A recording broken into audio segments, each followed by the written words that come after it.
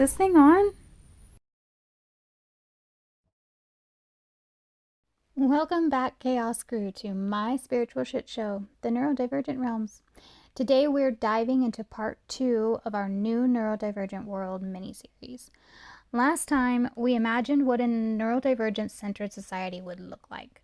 But let's zoom in on one of the biggest systems shaping all of us: education.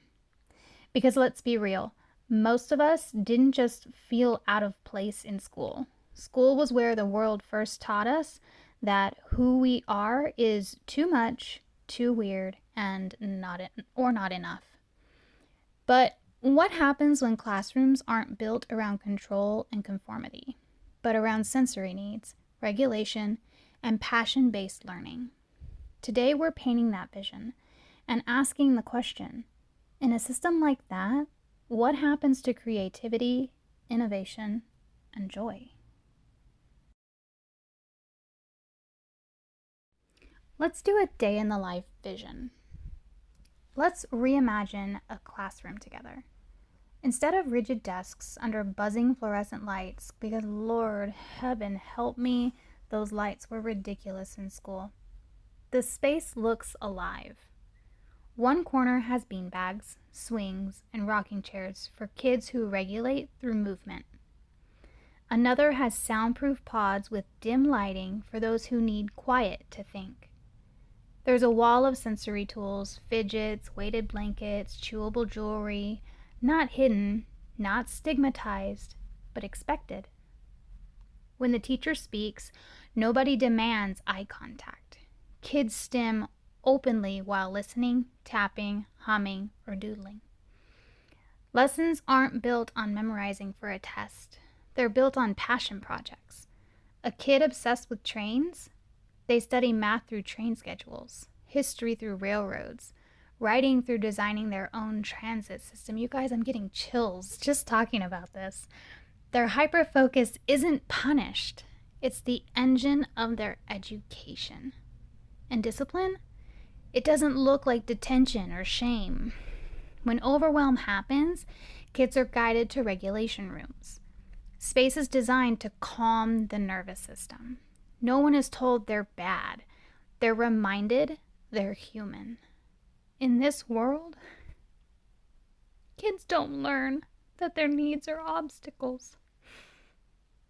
They learn that their needs are portals to their gifts. Ooh, man, that last one got me. Broader exploration.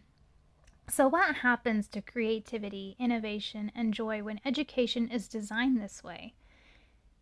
Number one, creativity explodes. When kids aren't spending 80% of their energy holding in stims, masking, or managing sensory assault, that energy becomes fuel for curiosity and expression. Number two, innovation becomes natural. Neurodivergent brains are wired for pattern breaking. Give us space to hyperfocus and follow obsessions, and suddenly you've got inventors, problem solvers, and visionaries rising up, not despite their wiring, but because of it.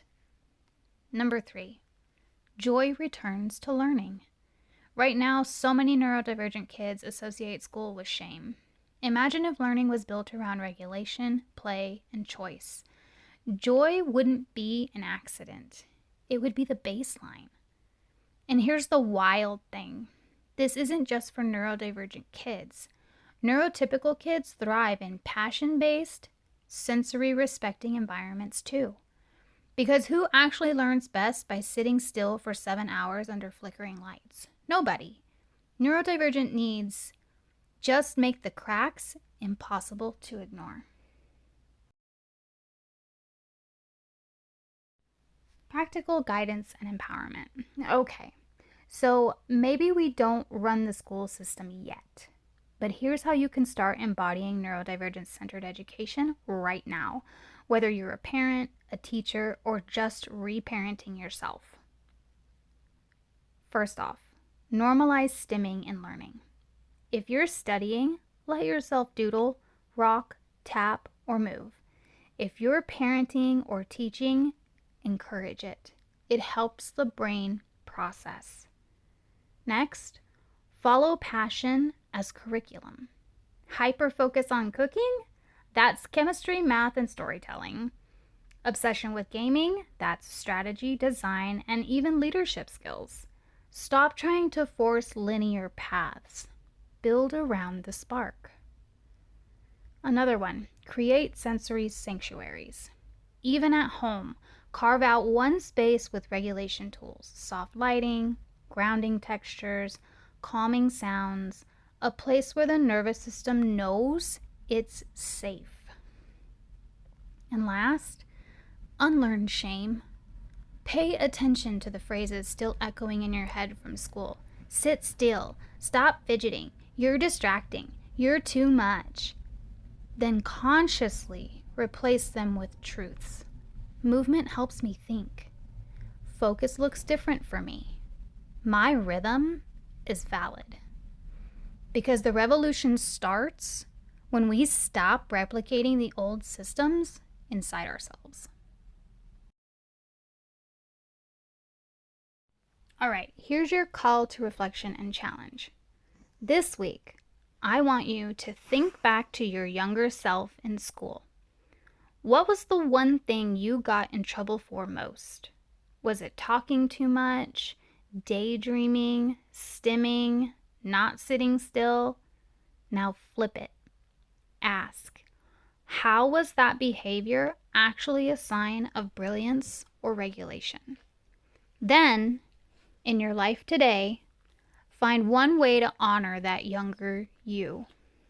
If little you couldn't stop doodle during your meetings. Movies works too. If little you got yelled at for moving, take walking breaks on purpose. Show them it was never a flaw. And that's episode 7, Education Rewired, learning through learning through divergent lenses.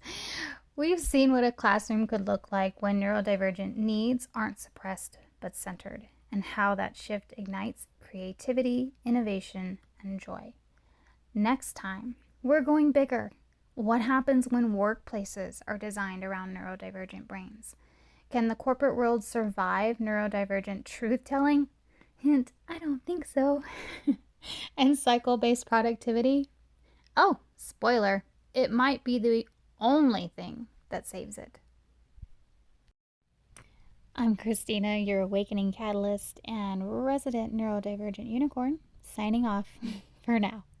Stay weird, stay awake, and stay magical. Get off the air.